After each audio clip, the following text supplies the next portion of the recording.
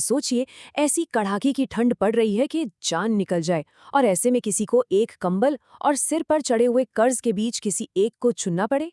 मुंशी प्रेमचंद की कालजयी कहानी पूस की रात हमें ठीक इसी कश्मकश के बीच ले जाती है। और यकीन मानिए, ये सिर्फ एक रात की कहानी नहीं है।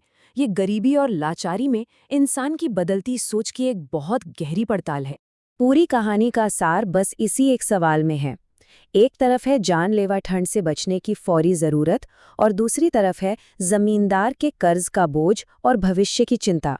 यही वो दुविधा है जो हमारे नायक हल्को को घेर लेती है और उसे एक ऐसा फैसला लेने पर मजबूर करती है जो लगभग नामुमकिन है।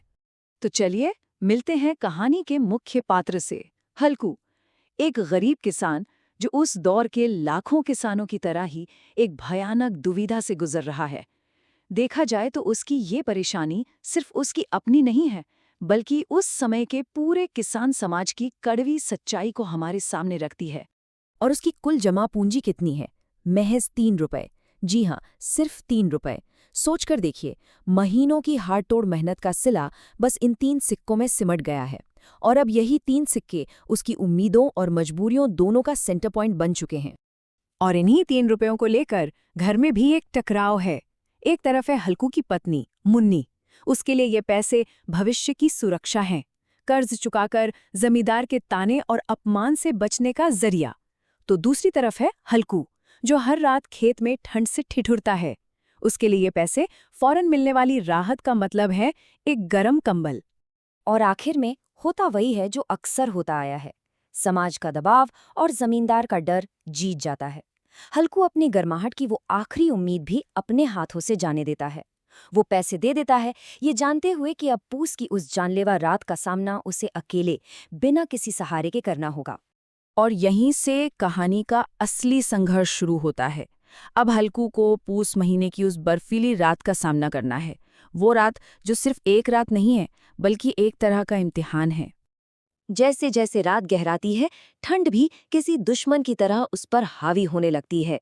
प्रेमचंद लिखते हैं कि हवा जैसे तीर की तरह चुभ रही थी। धीरे धीरे हल्कू की हिम्मत जवाब देने लगती है। ये लड़ाई सिर्फ शरीर की नहीं रहती, बल्कि दिमाग की भी बन जाती है। पर इस भयानक ठंड में हल्कू का एक साथी है, उसका कुत्ता जबरा। वो भी उसी ठंड से कांप रहा है। और ये सीन हमें दिखाता है कि जब दुख एक जैसा होना तो इंसान और जानवर का फर्क मिट जाता है। दोनों एक दूसरे से लिपटकर थोड़ी सी गर्मी पाने की कोशिश करते हैं। और अब कहानी उस मोड़ पर आती है जहां हल्कू एक ऐसा फैसला लेता है जो सच में सब कुछ बदल देता है।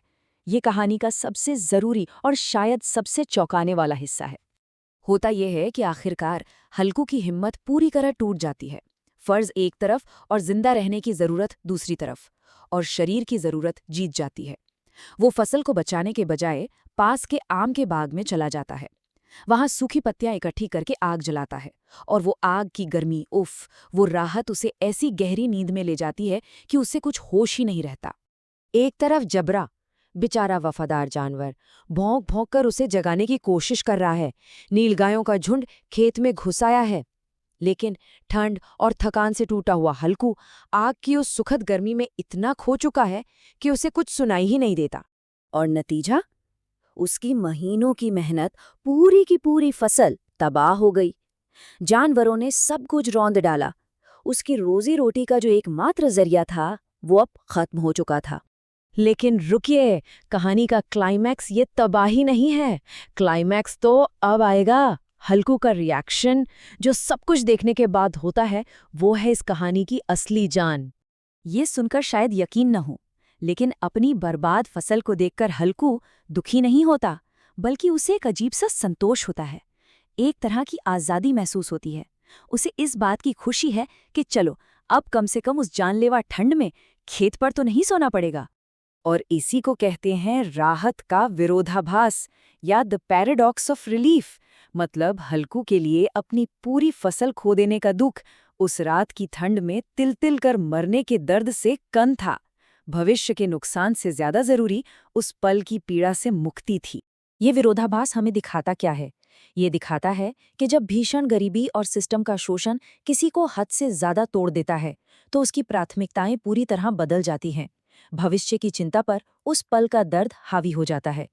तो हल्कू का वो संतोष असल में उसकी हार नहीं है, बल्कि उस जालिम व्यवस्था से एक पल के लिए मिली आज़ादी का एहसास है। तो सवाल ये है कि ये कहानी आज भी इतनी ज़रूरी, इतनी कालजयी क्यों है? ये सिर्फ हल्कू की कहानी नहीं है। ये प्रेमचंद की उस साहित्यिक विरासत का एक बेहतरीन उदाहरण है जो आज भी जिंदा है। प्रेमचंद की यही तो खासियत है। वो कोई बड़ा बड़ा ज्ञान नहीं देते, कोई इमोशनल ड्रामा नहीं करते। वो तो बस सीधी साधी लेकिन असरदार भाषा में समाज का आईना हमारे सामने रख देते हैं। और ये कहानी दिखाती है कि कैसे पैसे की तंगी इंसान की बुनियादी ज़रूरतों और उसकी गरिमा तक पर असर डालती है। और यहीं पर ये कहानी हमें एक बहुत ज़रूरी सवाल के साथ छोड़ जाती है। सोचिए, ये कहानी 100 साल से भी ज़्यादा पुरानी है, लेकिन क्या हल्कू की ये दुविधा आज खत्म हो गई है? क्या आज भी लोगों को अपनी रोज़ की ज़रूरतों और भविष्य की सुरक्षा के बीच ऐसे ही नामुमकिन चुनाव नहीं करने पड़ते? ये एक ऐसा सवाल है जो इस कहानी को हमेशा, हमेशा के लिए प्रासंगिक बनाए रखता है।